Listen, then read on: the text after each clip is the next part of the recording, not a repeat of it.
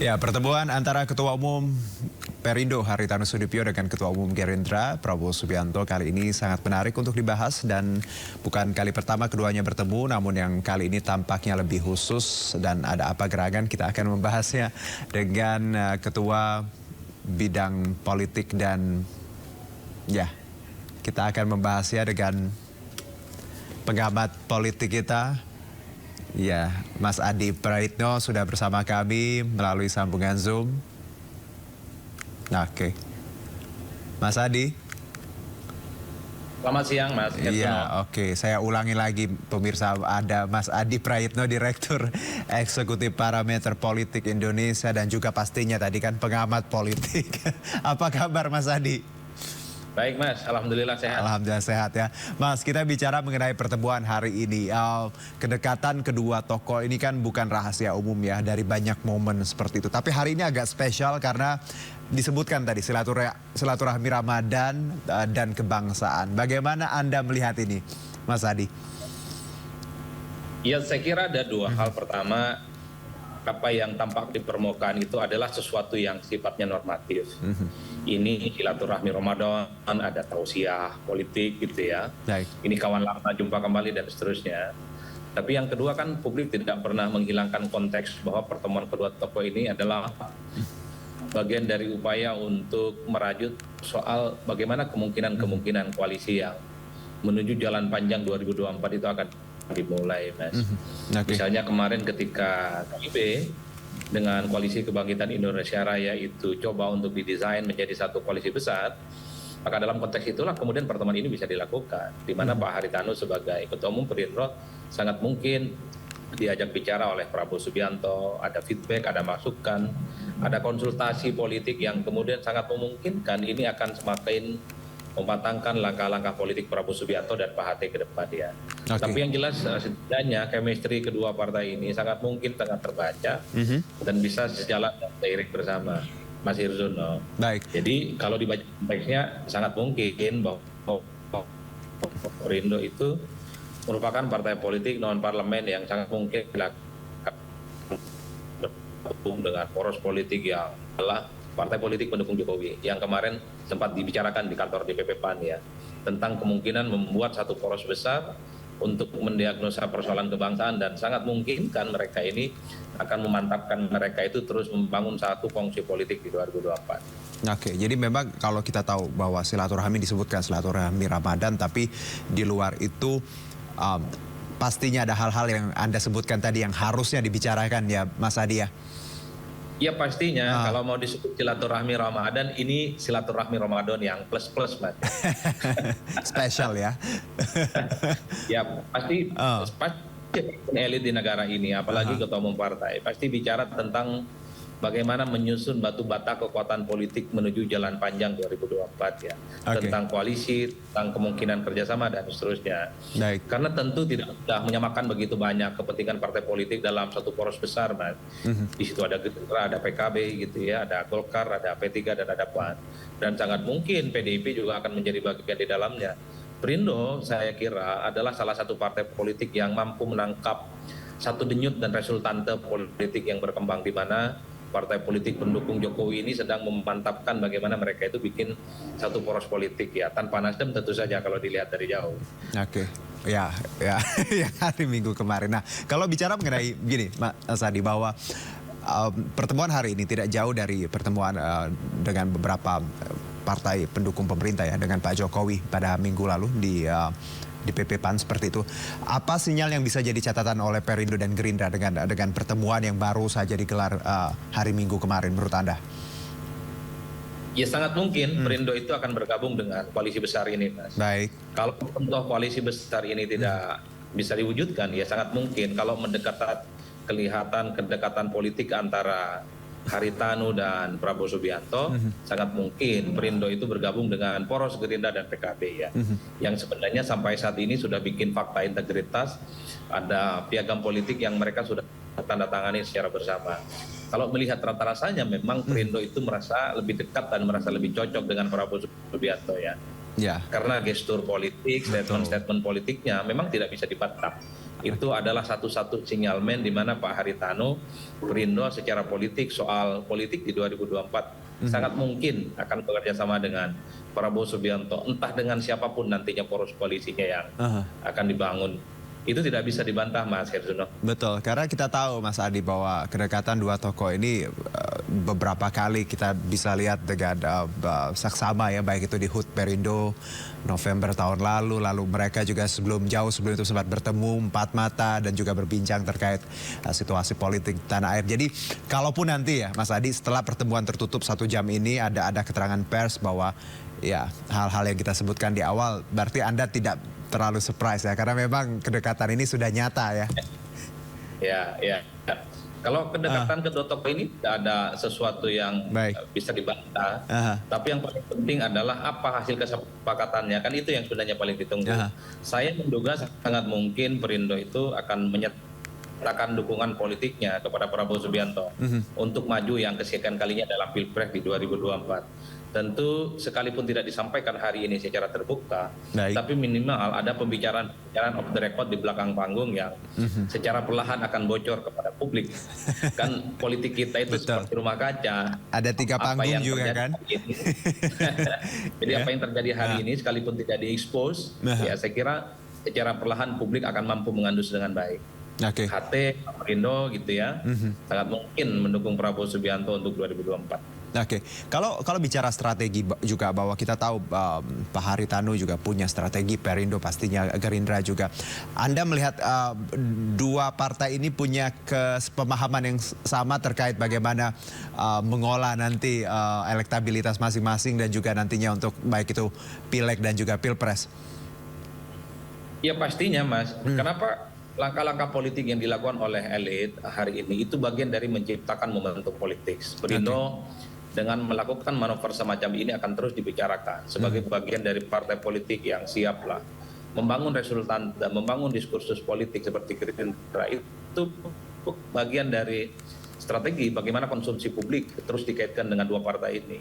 Tapi yang paling penting dalam sistem demokrasi langsung, one man one vote, sebesar apapun, sekecil apapun dukungan partai politik itu menjadi penting. Tidak mungkin ada angka 10 tanpa ada angka 1. Jadi sekalipun Perindo saat ini misalnya perolehan suaranya 2,9, tapi dalam sistem presiden langsung, ini tentu akan berdampak secara signifikan. Kalau betul ya berkoalisi dengan Prabowo Subianto. Makanya partai-partai politik non-parlemen untuk kepentingan politik 2024, siapapun itu pastinya akan disambut secara terbuka, akan disambut dengan hangat oleh partai politik, oleh calon yang sangat mungkin maju di 2024. Saya membaca sampai hari ini, Prabowo itu tetap harga mati untuk bisa maju. Ini adalah the last battle mungkin bagi Prabowo Subianto. Pertarungan terakhirnya untuk memenangkan pertarungan di Pilpres. Ya, the last battle, menarik karena kita tahu Pak Prabowo ini disebut juga kingmaker ya, belum berhasil tapi paling tidak kingmaker lah seperti itu. Dan diharapkan di last battle kali ini bisa menjadi the real king seperti itu, tidak hanya maker tadi. Nah, Mas Adi, kalau kita lihat juga Mas Adi bahwa elektabilitas ini menarik. Kita bicara mengenai bagaimana Perindo memiliki elektabilitas yang cukup bagus akhir-akhir ini dari berbagai survei, bahkan di atas PAN dan juga P3. Bagaimana Anda melihat tren positif yang dimiliki Partai Perindo, dan pastinya ini menjadi bargaining yang bagus sekali ya untuk bergabung dengan koalisi lain, atau juga tadi nilai jual yang cukup seksi untuk Partai Perindo? Saya kira semua partai politik, semua orang yang ingin maju di Pilpres, mereka punya data-data angka statistik yang dijadikan sebagai guidance untuk melakukan kerjasama. Itu penting. Perindo kenapa mendapat persambutan yang relatif positif misalnya dari Prabowo? Karena memang dari tren sejumlah survei, termasuk survei yang kita lakukan, ini kan naik secara signifikan. Karena politik yang dilakukan oleh Perindo ini kan bukan last minute jelang pemilu 2024. Bahkan setelah tidak lolos 2019 yang lalu, Perindo ini kan terus melakukan kerja-kerja politik. Ada gerobak Perindo gitu ya, ada bantuan buat MKM, ada bazar murah dan seterusnya. Ini mungkin dari buah manis yang kemudian membuat Perindo itu relatif agak seksi. Maka tidak mengherankan ketika misalnya di hari ulang tahun Perindo yang beberapa waktu yang lalu, ini partai politik non-parlemen yang pertama kalinya dihadiri oleh Jokowi. Presiden Republik Indonesia tentu kan ada ya magnet, ada daya tarik, ada resource yang kemudian bisa diharapkan untuk bisa muncul secara signifikan di 2024. Makanya ketika Haritanu ketemu dengan Prabowo Subianto hari ini, itu kan menjadi pembicaraan yang cukup menarik. Bahkan ketika ada isu ini muncul sejak semalam, warganet kan juga riuh membicarakan ini, Mas. Betul, dari pagi. Tapi sekali lagi kan soal tren politik semacam ini harus dijaga stamina. Ya. Betul, Karena endurance politik kita itu kan seringkali up and down, tergantung bagaimana situasi politik yang berkembang. Kadang sangat tergantung bagaimana arah mata angin itu berhembus. Dengan kata lain gini Mas Adi, bahwa ini long way ya, long journey. Jadi endurance-nya untuk masing-masing parpol harus dijaga ya, jangan tiba-tiba di tengah-tengah jalan lemas gitu ya. Tidak powerful ya. Oke, Mas Adi, kalau kita melihat booster lain ya, dalam artian untuk peningkatan elektabilitas partai ya, bagaimana Anda melihat apa yang bisa dilakukan partai-partai politik termasuk Perindo dan juga Gerindra untuk terus memboost peningkatan elektabilitas baik itu partai maupun tokoh-tokohnya? Kalau kita membaca dari strategi komunikasi politik, secara umum kan ada dua hal. Pertama, serangan udara dan serangan darat itu, Mas Hersuno. Gimana tuh Mas Adi? Kalau kita lihat secara rata-rata, semua partai politik saat ini lebih banyak memang melakukan serangan-serangan udara ya. Aktif di media sosial, kemudian di media mainstream, kemudian kampanye-kampanye melalui baliho, billboard gitu ya, dan seterusnya dan seterusnya. Ini tentu untuk memperkenalkan kepada publik bahwa mereka adalah partai politik yang akan bertarung di 2024. Tapi seringkali serangan udara itu tidak cukup. Dia harus dibarengi dengan kerja-kerja darat, kerja lapangan, door-to-door campaign yang bisa menyentuh masyarakat secara langsung. Karena kalau kita bicara tentang satu-satunya metode kampanye yang paling disuka oleh rakyat adalah ketemu langsung.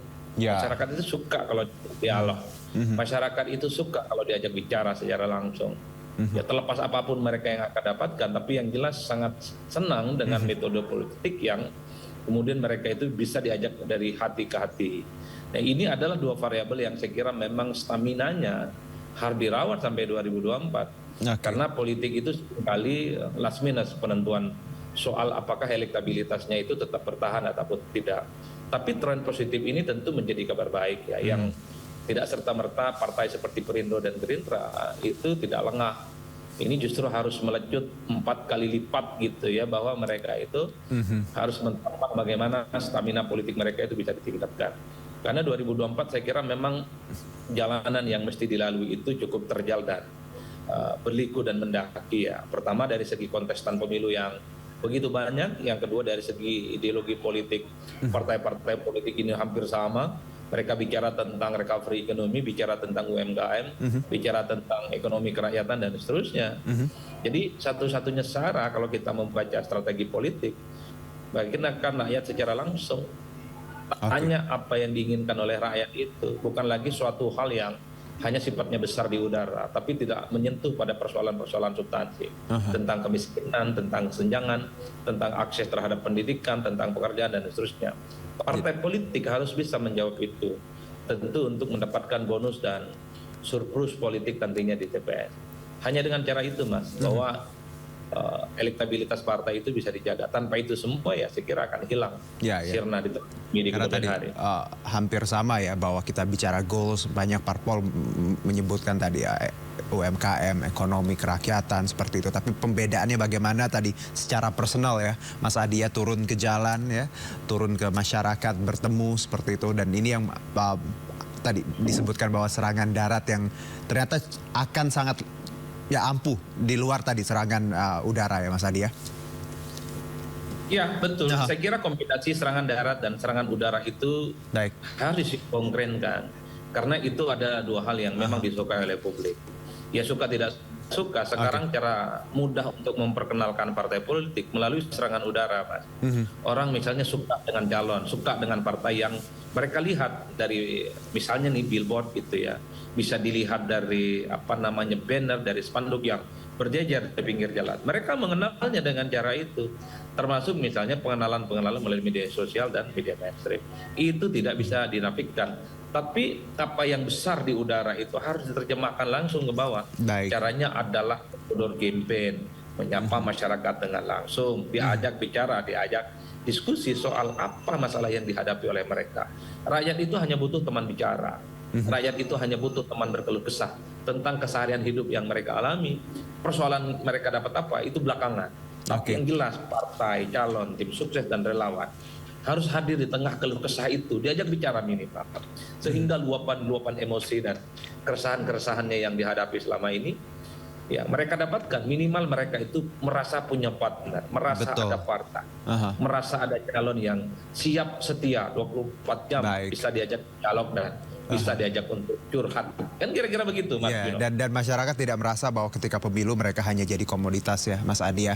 Bahwa setelah selesai akan ditinggalkan dengan tadi ada kedekatan personal, ngobrol, diskusi. Mereka punya sense of belonging terhadap perwakilannya mereka. Seperti itu ya kira-kira Mas Adi ya. Oke, Mas Adi. Ya, persis. Baik, kalau kita melihat koalisi yang sudah terbentuk saat ini ya, ada KIB, ada Koalisi Indonesia Raya, KIR, seperti itu. Dan walaupun kita tahu di dalam koalisi yang sudah dibentuk ini masih saja ada gempa-gempa kecil lah, seperti itu. Ada yang katanya mau keluar, ada yang mau gabung, ada yang mau malah integrasi. Bagaimana Anda melihat koalisi saat ini? Apakah ini koalisi yang lagi-lagi Mas Adi tidak ada jaminan sebelumnya? Karena memang perjalanan masih agak jauh dan beberapa partai memang terlalu dini untuk mengikat diri sehidup semati gitu. Kalau saya selalu mengatakan bahwa tidak ada yang tidak mungkin di negara ini. Baik. Yang tidak mungkin itu adalah menghidupkan orang mati. Nah, itu yang tidak mungkin. Jadi poros-poros politik yang saat ini sudah mulai muncul, ada perubahan, ada koalisi kebangkitan Indonesia Raya, ada KIB dan PDIP, itu sangat mungkin masih cair ya. Siapa yang bisa menjamin poros perubahan itu akan terwujud sampai 2024 gitu ya. Begitupun poros yang lain. Jadi patokannya adalah ketika semua partai politik mampu mendaftarkan calon presiden dan wakil presiden, kemudian ditetapkan sebagai kontestan pemilu 2024, maka saat itulah kemudian kita punya patokan soal siapa yang secara definitif bisa ikut bertanding di 2024. Saat ini kongsi-kongsi politik itu masih meleleh. Ya, sangat mungkin cair dan sangat mungkin cukup dinamis karena tidak ada jaminan apapun. Siapa yang bisa menjamin misalnya koalisi Indonesia Bersatu itu akan solid? Sampai saat ini belum memutuskan kira-kira siapa kandidat capres yang akan diusung. Makanya ketika ada wacana tentang koalisi besar yang terdiri dari KIR dengan KIB kemarin, ini kan menunjukkan betapa poros politik yang muncul saat ini sangat mungkin ya bisa mendinamisasi oleh satu kepentingan politik bersama. Saya membaca keinginan koalisi besar yang kemarin muncul di kantor DPP PAN. Ini bagian dari untuk menyatukan kekuatan politik pro Jokowi, pro pemerintah. Sehingga siapapun nantinya yang mereka akan lawan, sangat mungkin pertarungan itu bisa dimenangkan secara mudah. Kan itu yang dibaca, Pak. Cuman saya selalu mengatakan untuk apa poros besar itu diwujudkan kalau lawannya tidak ada. Saya membayangkan poros besar itu muncul dan signifikan kalau ada dari kubu penantang, ada kubu oposisi. Dalam konteks ini Anies Baswedan dapat tiket pencapresan. Kalau Anies tidak dapat tiket, ya tidak bisa daftarkan ke KPU. Untuk apa poros besar? Karena mereka tidak butuh lawan yang seakan-akan ditakuti sebagai orang yang tidak akan mungkin melanjutkan hal-hal yang sudah dilakukan oleh Jokowi. Kan di situ sebenarnya konteks politiknya. Ya, ketika semua bergabung tidak ada siapa lawannya, itu jadi pertanyaan. Tapi di luar itu juga Mas Adi, ketika kita lihat sistem demokrasi ya, ketika semuanya pro pemerintah, tidak ada pihak yang berseberangan, tentunya ini kurang sehat ya Mas Adi. Atau koreksi saya kalau dari pandangan Anda. Ya sehat nggak sehat itu tergantung bagaimana cara memandangnya. Saya bahkan melihat kalaupun toh ada poros perubahan yang digagas oleh Nasdem, PKS dan Demokrat, rasa-rasanya perubahannya masih setengah hati. Satu Nasdem itu tidak mau berseberangan dengan Jokowi karena kakinya dua-duanya masih di kubu pemerintah. Anies Baswedan sekalipun dianggap sebagai simbol oposisi, kita tidak pernah mendengar memberikan feedback apalagi serangan keras terhadap pemerintah. Anies itu misalnya tidak pernah bicara tentang soal hutang, tidak pernah bicara tentang sikapnya soal IKN, tidak pernah bicara tentang infrastruktur dan seterusnya. Bagaimana mungkin perubahan itu ditakuti kalau Anies misalnya digaransi, dijamin oleh Nasdem, Anies juga adalah orang yang akan melanjutkan semua hal yang sudah dilakukan oleh Jokowi. Jadi dalam konteks inilah saya kira poros perubahan ini adalah poros yang selalu berubah, Mas. Oke. Nggak jelas Sesuai gitu namanya ya, perubahan. Ya, jadi nggak jelas misalnya diferensiasi politiknya. Perubahannya apa? Karena mereka juga mendukung IKN. Ya, lagi-lagi kan gini Mas Adi, kita percaya bahwa masing-masing parpol kan punya ego ya. Mereka punya ego dan juga politik kita masih sangat dinamis, masih sangat cair. Jadi ketika bicara ikatan tadi memang tidak begitu kuat ketika masing-masing memang masih punya keterikatan dengan pihak lain dan ego yang masing-masing ya Mas Adi ya. Iya, kalau itu ya, semua partai politik ego sektoralnya kuat ya. Baik. Terutama pada soal siapa kandidat capres dan cawapres yang akan mereka usung. Jadi bagi Nasdem, Anies itu sudah harga mati. Jadi siapapun yang mau bergabung ya harus diatur gitu ya, bahwa mereka tidak boleh mengambil slot yang sudah dimiliki oleh Nasdem. Begitupun dengan AHY, saya kira tidak ada jaminan bagi Demokrat akan tetap bertahan di poros perubahan kalau AHY tidak dipilih oleh Anies, tidak disetujui oleh Nasdem sebagai bagian orang yang bisa mendampingi Anies di 2024. Kalau PKS kan belakangan mulai tawaduk sikap politiknya. Jadi tidak mau mempersoalkan siapa pendamping Anies, yang penting Anies dapat tiket pencapresan. Di kubu Koalisi Indonesia Raya juga begitu, semuanya mematok harga mati. Ataupun Gerindra dengan PKB juga begitu. Muhaimin Iskandar mengatakan kalau Prabowo berpasangan dengan yang lain, entah itu dengan Ganjar, entah itu dengan Erlangga, ya koalisinya akan bubar. Itu menandakan bahwa semua partai politik sampai hari ini call-nya cukup tinggi. Bahwa capres, minimum cawapres adalah harga mati yang bagi mereka adalah alat politik, alat negosiasi yang tidak ditawar sampai saat ini. Baik, satu lagi bahwa kita tadi ya masih sangat cair, masih sangat dinamis, dan ini hal ini digambarkan dengan banyaknya pertemuan dari masing-masing parpol akhir-akhir ini, baik tadi hari Minggu ya PAN dan beserta Jokowi dan pimpinan partai lainnya, dan hari ini ada Perindo dan juga Gerindra. Kalau kita kembali ke hari ini Mas Adi, bahwa tadi disebutkan, saya berdiskusi sebelumnya dengan Mas Herbut ya, Heri Budianto dari Perindo, bahwa setelah pertemuan tertutup 1 jam ini akan ada keterangan seperti itu dari baik itu Pak Prabowo maupun Pak Haritanu Sudibyo. Kira-kira ada hal yang signifikan tidak Mas Adi yang akan kedua tokoh ini sebutkan nantinya ketika memberikan keterangan kepada awak media, atau hanya ya akan dikip di pintu belakang aja dulu, karena kita tahu ada kan pintu depan, tengah, pintu belakang. Bagaimana Anda melihatnya? Saya membayangkan setelah pertemuan 1 jam antara Prabowo dan Haritanu, ada satu statement yang saya bayangkan sejak awal. Akan ada satu frekuensi politik antara kedua tokoh ini. Itu kan kalimat politik yang sepertinya selalu diulang oleh Prabowo untuk menunjukkan kecocokan, ada chemistry yang saya kira sudah bisa sepadan untuk kepentingan 2024. Kalau toh tidak bisa ditafsirkan itu sebagai bentuk koalisi, satu frekuensi itu adalah satu tarikan nafas yang sama, Mas. Ini tidak mungkin mesra semacam ini nih Pak HT dengan Pak Prabowo kalau keduanya itu tidak mesra dan tidak merasa cocok. Kemesraannya kan sangat tampak di depan publik. Dari segi komunikasi politik, gestur yang ditampakkan oleh Pak Haritanu dan Prabowo Subianto ini sudah bicara banyak hal. Jadi tidak perlu deklarasi, tidak perlu konferensi. Gitu ya Mas Adi. Tapi nanti Mas Adi, kita tahan sebentar. Kita nanti akan lanjutkan. Kita coba untuk melihat langsung Kertanegara untuk saat ini. Untuk melihat informasi terkini terkait pertemuan Perindo dan Gerindra. Sudah bergabung lagi bersama kami Esra Ambarita dari kediaman Prabowo Subianto di Kertanegara, Jakarta Selatan. Esra, silakan. Ya, selamat sore Juda dan juga pemirsa. Bisa kami informasikan bahwa hari ini masih berlangsung pertemuan secara tertutup antara kedua pimpinan partai politik, yakni Ketua Umum Partai Perindo atau Persatuan Indonesia, yakni Haritanu Sudibyo, bersama Ketua Umum dari Partai Gerindra Prabowo Subianto. Tadi sekitar pukul 3 sore ini dari Ketua Umum Partai Perindo sudah tiba, langsung memberikan salam kepada Ketua Prabowo Subianto atau menyambutnya. Dan terkait apa yang disampaikan ini belum ada dari kedua pimpinan parpol menyampaikan apa yang menjadi agenda kedua pertemuan ini. Namun jika kami bisa mengutip wawancara ataupun pernyataan dari masing-masing partai yang mewakili dari masing-masing sekjen, ini disampaikan bahwa ini adalah silaturahmi politik ataupun safari politik yang sekaligus menjadi ajang silaturahmi menjelang Ramadan. Dan saat ini kami masih menunggu pernyataan resmi dari kedua pimpinan parpol karena rencananya pertemuan ini akan digelar selama 1 jam ke depan.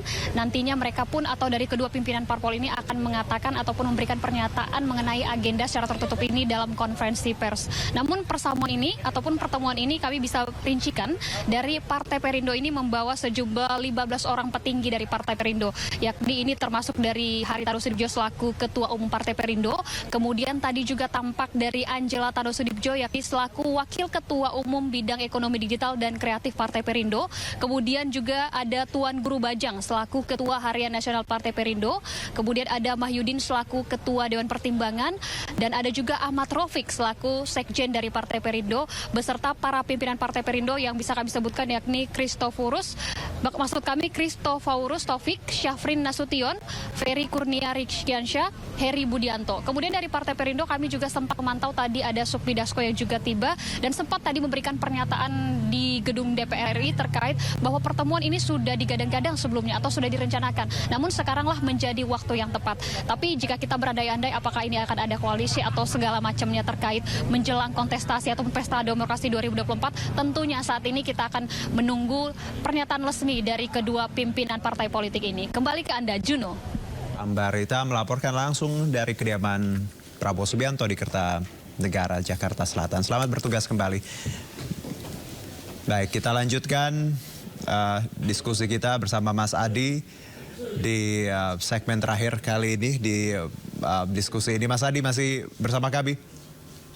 Siap, Mas Juno. Oke, jadi tadi laporan terbaru masih berlangsung seperti itu, bagaimana pertemuan ini, tapi lagi-lagi ya Mas Adi, semua boleh berspekulasi, tapi disebutkan bahwa tidak ada ya hal spesifik yang akan disebutkan, tapi nantinya akan ada keterangan pers. Tapi lagi-lagi kalau dari Mas Adi, mungkin satu closing statement bahwa ada atau tidaknya pernyataan dari kedua tokoh ini, Anda melihat bahwa mereka, ya tadi Perindo dan Gerindra punya satu tarikan nafas yang sama ya? Satu frekuensi yang sama. Oke. Itu no doubt ya, nggak perlu diragukan lagi ya? Itu nggak perlu diedit, Mas. Jadi nggak mungkin ada pertemuan hari hari ini kalau frekuensinya itu tidak sebanding dan tidak sejalan. Jadi saya kira itu kesimpulannya. Soal gestur Prabowo dan Pak Haritano itu tidak perlu ditafsirkan. Ini sebagai bentuk kesamaan iman politik bagi mereka untuk menapaki jalan panjang menuju 2024. Udah itu saja, sekalipun apa nanti yang disampaikan di permukaan silaturahmi Ramadan itu ya hanya sebatas makan bersama, itu lain hal. Tapi yang jelas orang bicara ini terkait dengan 2024, bukan yang lainnya. Oke, nah kalau terkait sekarang Mas Adi, sebenarnya kan pertemuan ini sudah digadang-gadang akan dilakukan ya, dalam waktu dekat. Beberapa waktu yang lalu juga sempat disebutkan akan terjadi, namun akhirnya dipilihlah bulan Ramadan ya di minggu kedua ini.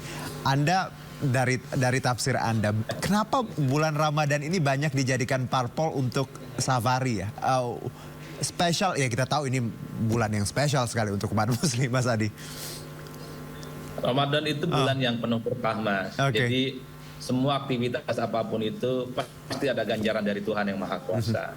Selain ganjaran misalnya seperti masuk surga, ya sangat mungkin koalisi-koalisi ini akan mendapatkan restu dari Tuhan yang Maha Kuasa. Udah itu ceritanya. Tapi kalau kita bicara tentang strategi komunikasi politik, ini kan bagian dari menciptakan momentum. Jadi setelah soal ada isu terkait dengan poros besar, partai-partai ini kan mulai bergerak.